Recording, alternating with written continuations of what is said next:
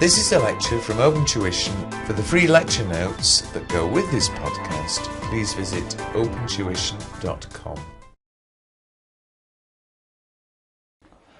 FG Films is the next one. FG Films.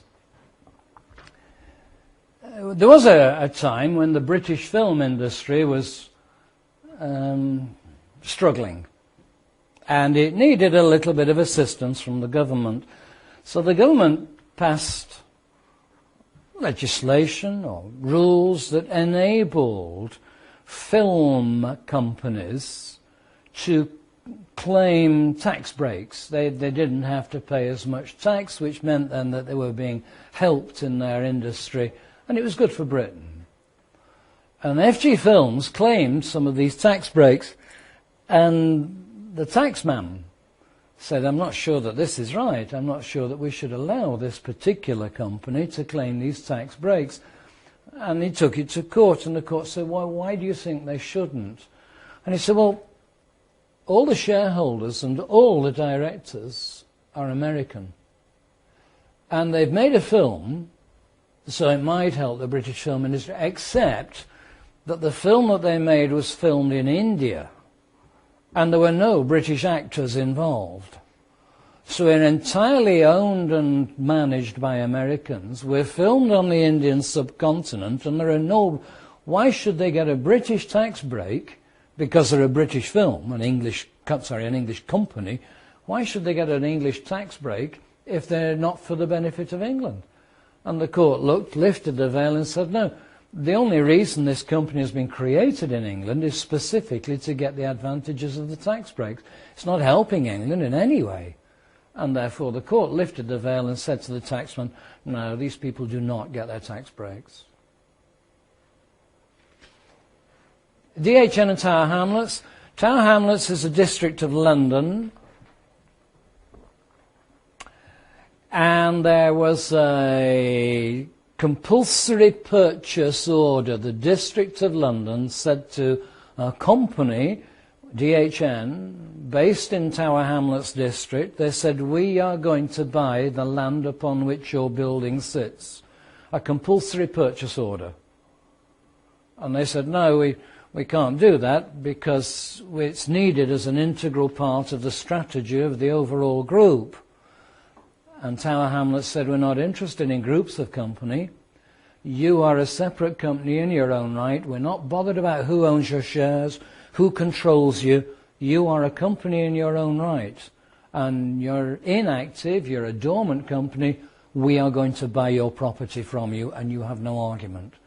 And it went to court, and the court said, well, no, a subsidiary in a group is an integral element of the group as a whole. So the courts will look at a group of companies as a single entity, even though individually they are themselves separate entities.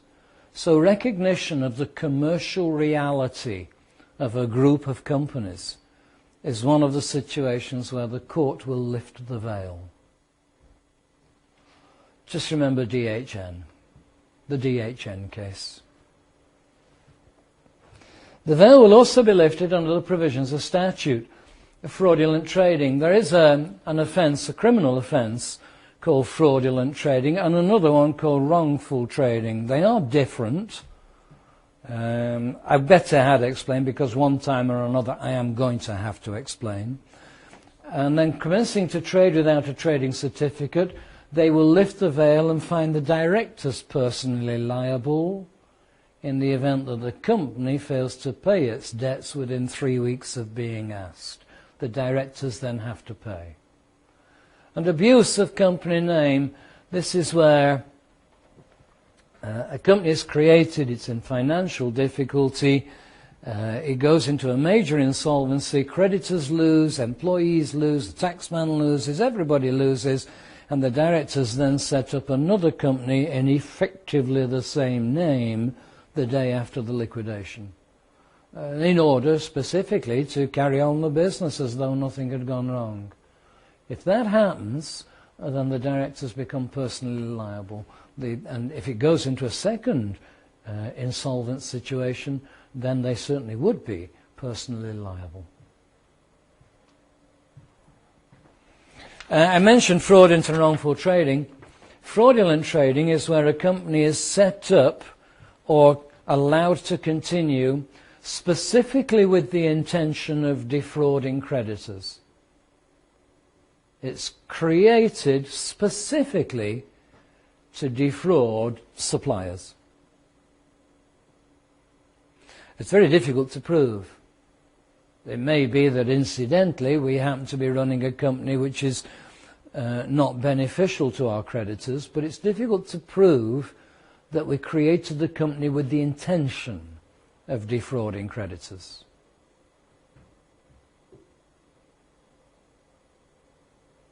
And so another offence was created called wrongful trading. And wrongful trading is where people allow a company to continue to trade. Just listen to the expression. They allow it to continue in business without there being a reasonable expectation that the company will be able to avoid an insolvent liquidation in the foreseeable future. 12 months. Wrongful trading is allowing a company to continue to trade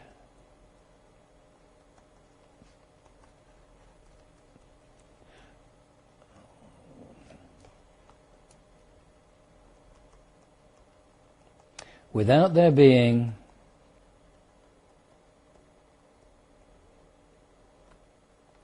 a reasonable expectation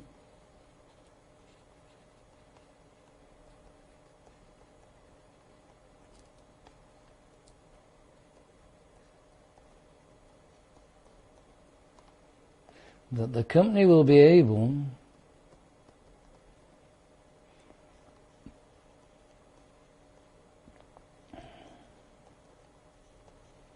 to avoid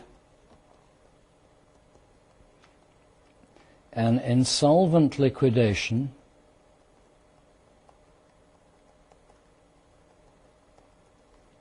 in the foreseeable future.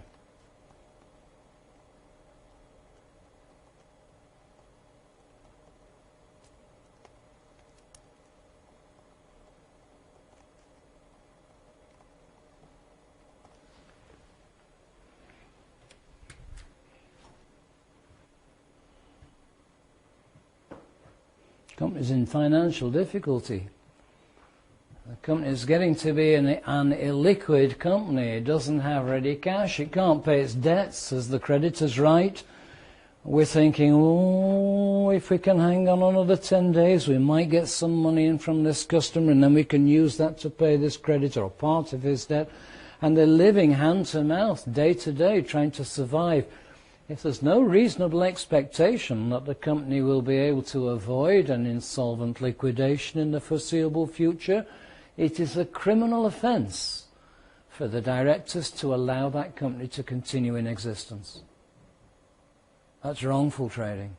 It's not fraudulent. Fraudulent is where you specifically intend to defraud creditors. This is not quite so heavy as fraudulent trading. But by allowing the company to continue, effectively, you are going to make the creditors lose money. Oh, I don't want to know. Don't tell me. There's a typical situation here.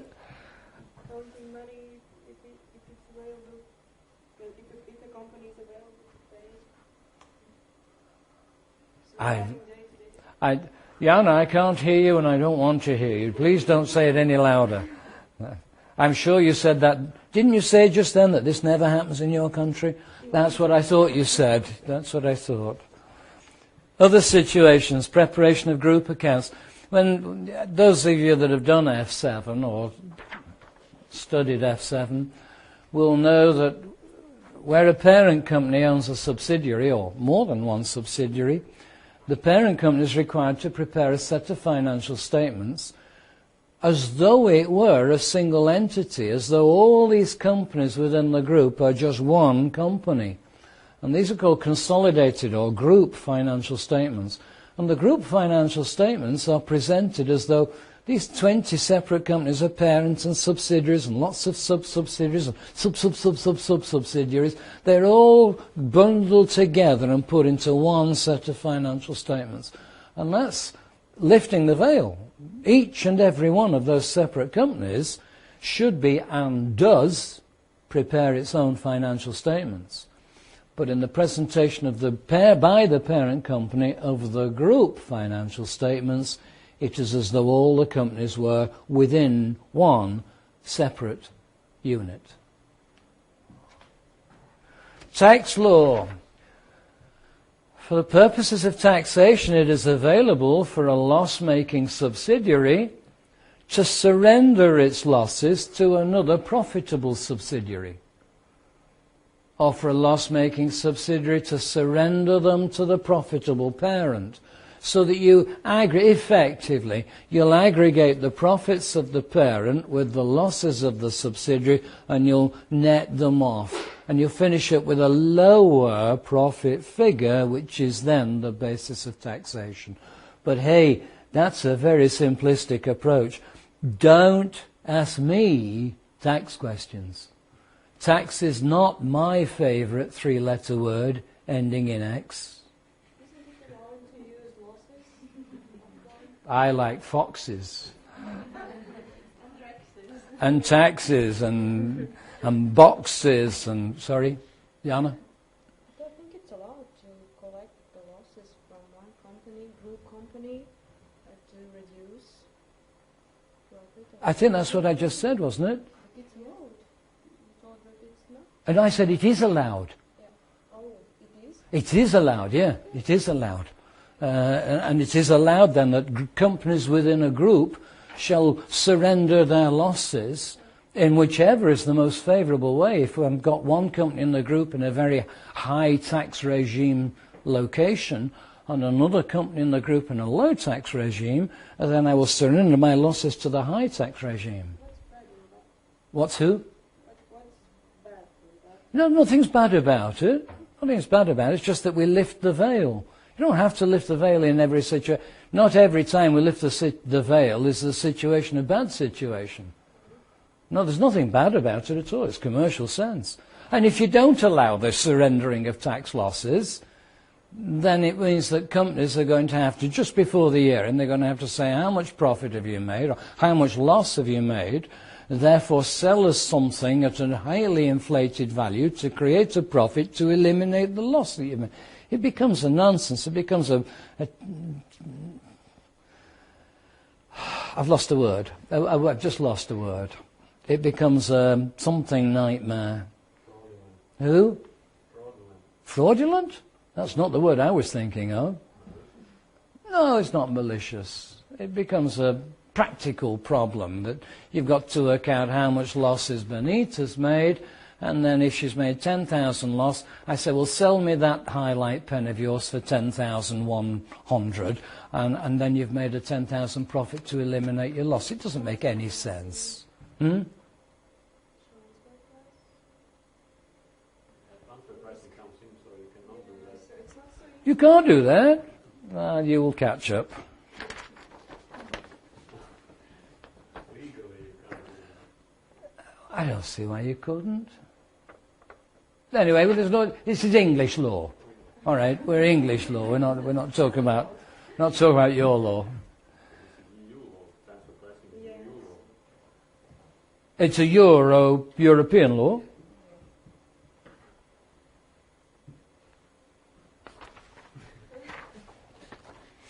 Page 66.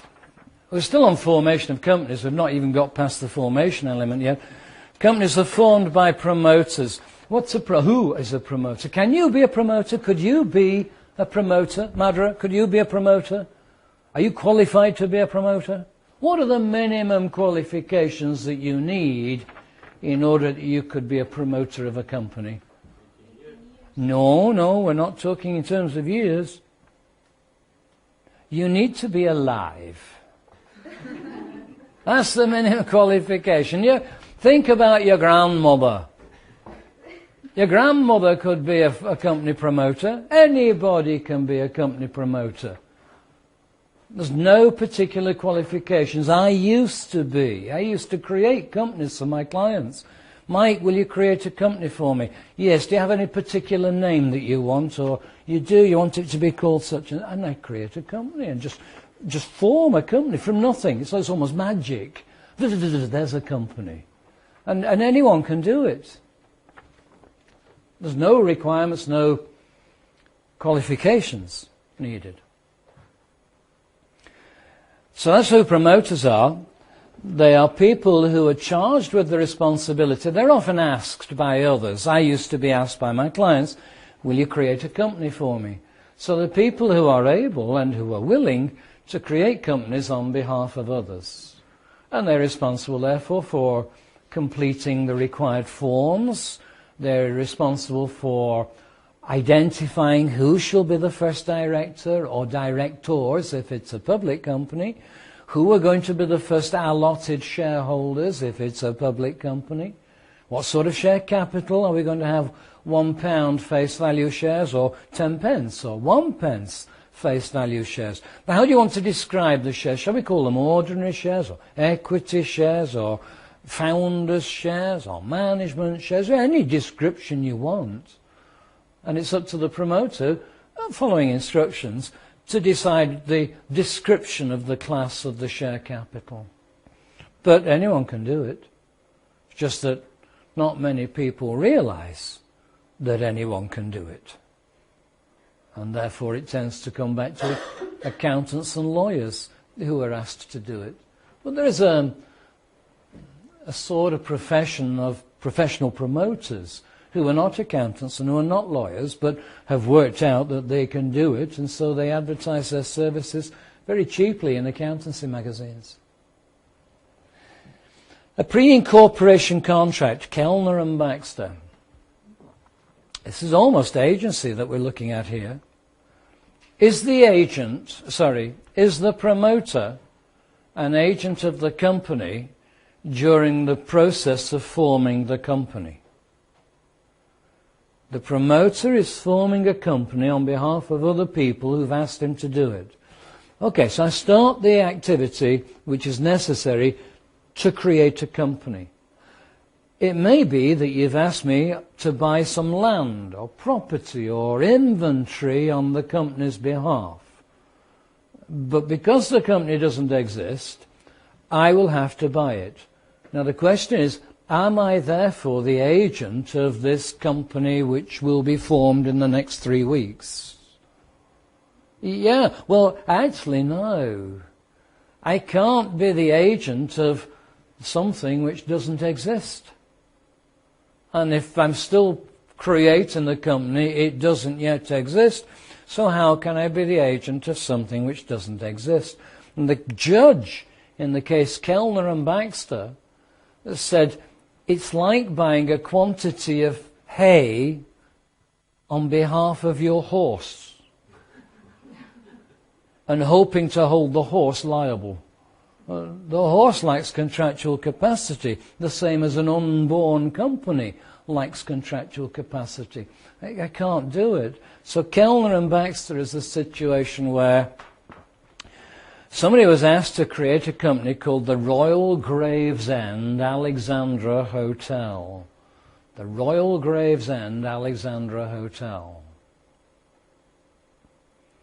And on behalf of the hotel, Baxter bought some wine, a quantity of wine from a local wine merchant. He entered into a contract for the supply of wine to the proposed Royal Alexandra Gravesend Hotel. He entered into a contract for the supply of wine on behalf of the proposed Royal Alexandra Gravesend Hotel.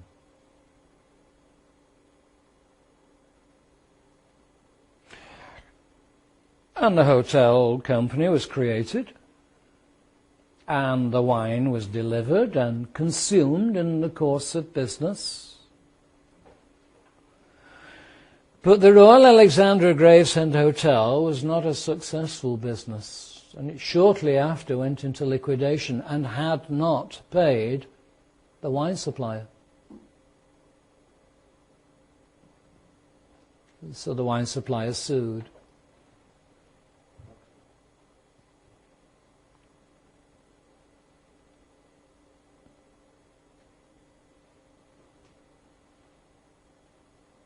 And sued the promoter. He said, "Don't blame me. Don't blame me. I'm only acting as the agent of this proposed Royal Alexandra Gravesend Hotel." It's only proposed. It doesn't exist. How can you be an agent for something which doesn't exist? So the promoter was personally liable. Baxter, personally liable. If you propose or purport, if you claim to be acting for a principal who doesn't exist, someone must be liable, and the only other person in the picture is the promoter. So the promoter, Baxter, was liable.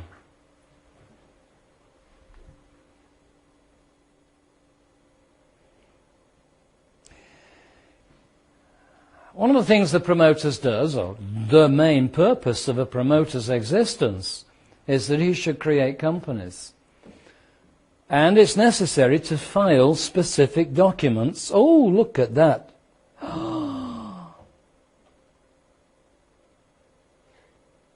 Yeah, okay, I'm right. I thought for a minute I was wrong, but I'm not.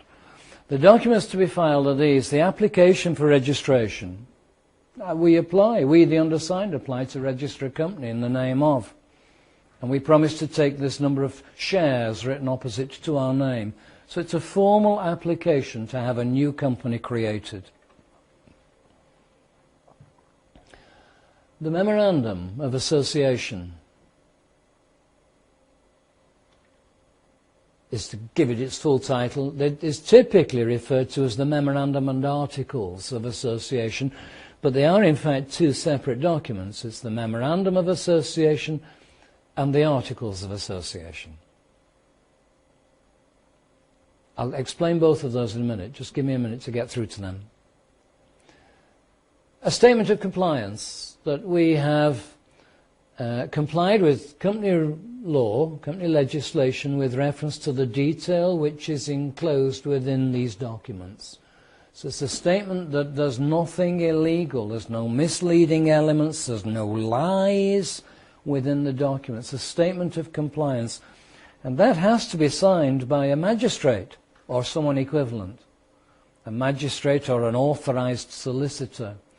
And they must sign it. You remember magistrates' courts, right at the bottom of the hierarchy of the courts, the magistrates.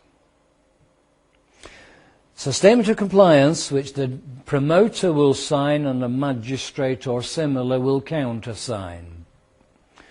A statement of capital and initial shareholders, identifying what is the capital of the company, the identity of the initial shareholders, and the number of shares that they are going to take, that they have agreed to take. Registration fee. You've got to pay for this, the registration fee, and a certified translation. If any of these documents is not in English, then we have to have a certified translation.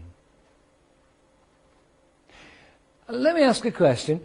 How much would you pay me to create a company? If you were asking me to create a company on your behalf, what do you think will be a reasonable fee for me to charge?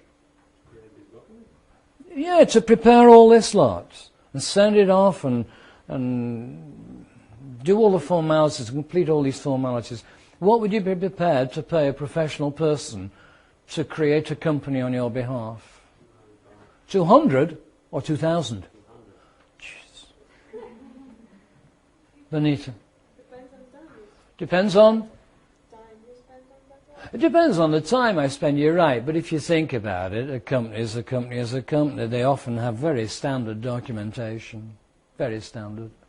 Unless it's going to be created as a public company, in which case you have to get into very heavy detail. You just change the name? And the date. Just change the name and the date. On your word processor, change the name, change the date, run it off, sign it, take it to your friend. Take it to your friend who's a headmaster at the local junior school, get him to sign it, take him a bottle of wine, there's your company. How much do you want to pay me? I used to charge £100. I used to charge 100. The actual cost to me was 18. The registration fee is £18. All right. But that included me going to the local junior school, the local primary school to get the signature. I had to buy the bottle of wine for the magistrate to sign the documents. I had to take the documents down to Manchester so I could put them into Company's House, and they would then, there's subdivisions of Company's House. It's based in Cardiff, but there are branch offices, and there was a branch office in Manchester. So I used to be able to do it. I got a phone call from my niece, and she said, can you form a company for me? And she gave me the name she wanted. And I said, when do you want the company? Do you want it today, or will tomorrow be all right? And she said, no, I want it today. I said, all right. I got all the documentation, rushed up to the local primary school, got my friendly magistrate to sign it, took a bottle of wine out of stock, chased down to Manchester and stood in Company's House. And they will do it for you within 30 minutes. If you pay £100, not bribe, the legal, not dirty money, and if you pay £100, they will register the company. You can get your certificate of incorporation within half an hour. She phoned me at 10 o'clock in the morning. I was back home with her company in my hand at 12:15. It's nothing. Printed off. Bottle of wine, signature, down to Manchester. I get the company. She never paid me, and if you're watching this, you never paid me, you never thanked me, and you didn't need it today anyway. You can register electronically now. I can who? Register electronically. You can register electronically now, yeah. It would save me travelling down to Manchester, wouldn't it? Yep. Okay, Memorandum and Articles. We'll just finally finish on Memorandum and Articles. It used to be history. 2005 and before, it used to be the case that the Memorandum of Association was the major document. It contained all the major elements that the outside world needed to know. The Articles were the internal rules which the company was going to be operated under.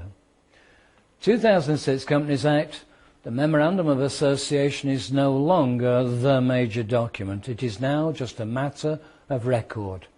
It's no longer a major document.